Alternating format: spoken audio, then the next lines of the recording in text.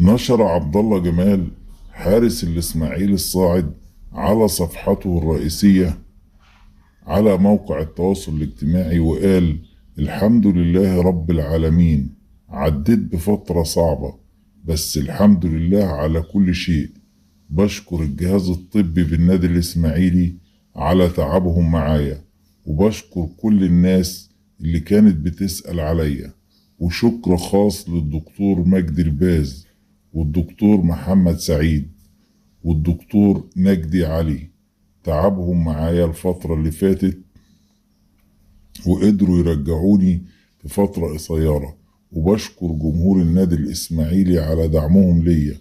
وربنا يعلم إني اتعلمت حاجات كتير في الفترة دي، إني تأكدت حب جمهور النادي الإسماعيلي ليا، ودي أهم حاجة عندي. ربنا يكرم الفترة اللي جاية ونقدر نطلع من المكانة اللي احنا فيها. شكرا للكابتن سيد السويركي والكابتن مصطفى أميرو والكابتن عبد الله الشحات وكل إخواتي لعيبة النادي الإسماعيلي، وشكرا لكل واحد تعب معايا. عبد الله جمال.